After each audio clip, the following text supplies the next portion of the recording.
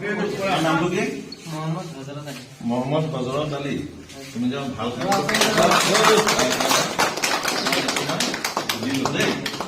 নালাগে বোলে তোমাৰ তুমি বহুত কৰা আমাৰ ফালৰ পৰা সৰু উপকাৰ পৰিয়ালৰ কাৰণে গৰম জিলেপি হ'ল।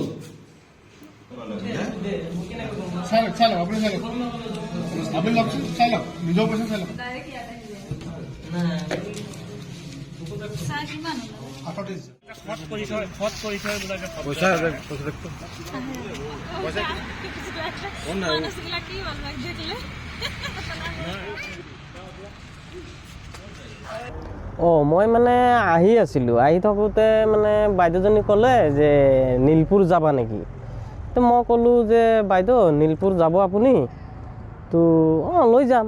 তো কৈছে মোৰ মানুহজনী আহি আছে, মোৰ মানুহজন আহি আছে মানে।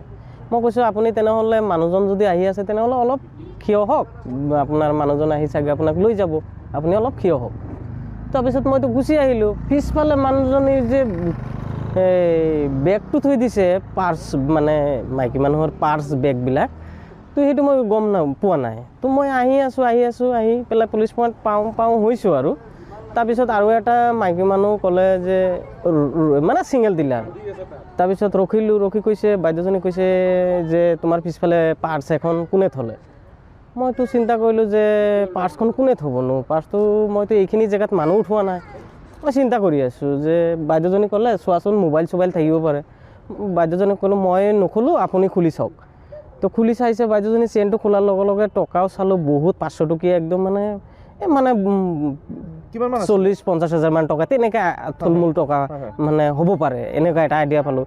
নেক্সট কৰিলোঁ সেইটো চেঞ্জ খুলি চাইছোঁ সেইটোত কাগজ পাতি। মই আৰু উপায় নাপায় আৰু মানে ভাবিছোঁ এইটো থানাত জমা দিয়াটোৱে ভাল হ'ব আৰু মইতো আৰু এইটো তাৰপিছত তেনেকৈ আনি মই থানাত জমা দিলোঁ আৰু। তাত আৰু কিবা কিবি ডকুমেণ্টছ পাতি আছিলে? ডকুমেণ্টছ বেংকৰ পাছবুক কিবা কিবি আছিলে, সেইবিলাক আৰু মই ইমান চোৱা নাই আৰু মানুহজনী খুলিছে, মই জাষ্ট চাইছোঁ। যাৰ আছিলে তেওঁক ইতিমধ্যে পাইছে, আপুনি লগ পালে? হয়, বাইদেউজনী বাৰু লগ পাইছোঁ, বাইদেউজনীও থানাত আহিছে, দিব পাৰিছোঁ। দিব পাই মই মানে বিৰাট মনটো মোৰ বিৰাট ভাল লাগিছে, কাৰণ দিব পাৰিছোঁ যে মানুহটোক লগ পাইছোঁ, দিব পাৰিছোঁ লগে লগে মানে এইটো কাৰণে মই খুব মানে ভাল পাইছোঁ।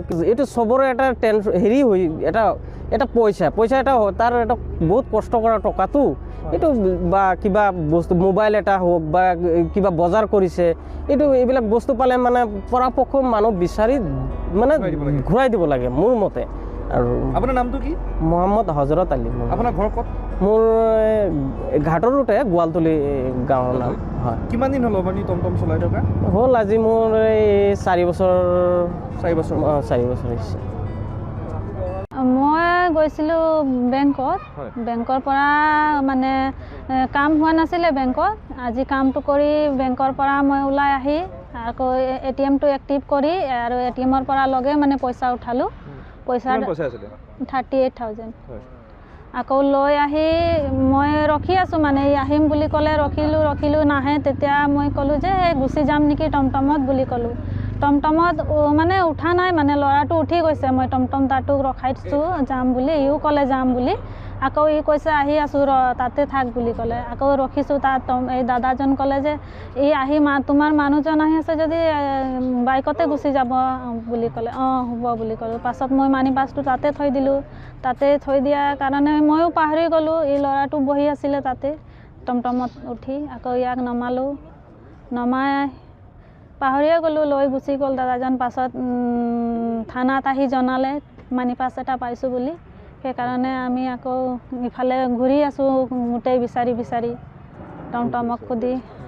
আকৌ দাদাজন বেলেগ মানুহ এজনক লগাই ফোন কৰিছে, আপোনালোকৰ বস্তু হেৰাইছে, আমি পাইছোঁ বুলি জনালে। আকৌ থানাত মাতিলে, থানাত আমি আহিছোঁ, আপুনি থানাত আহক বুলি ক'লে। আকৌ আমি থানাত আহিলোঁ, আকৌ মানি পাছটো পালোঁ।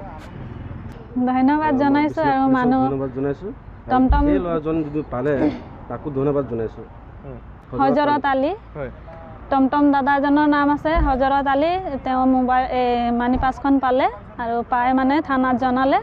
থানাত জনাই আমাকো জনালে ফোন কৰি, থানাত আহক, আমি থানাত জনাই দিছোঁ মানি পাছটো বুলি ক'লে। সেইকাৰণে আমি আহিলোঁ থানাত। সেইটোৱে আৰু দাদাক অনেক ধন্যবাদ আমাৰ মানি পাছটো পোৱাৰ কাৰণে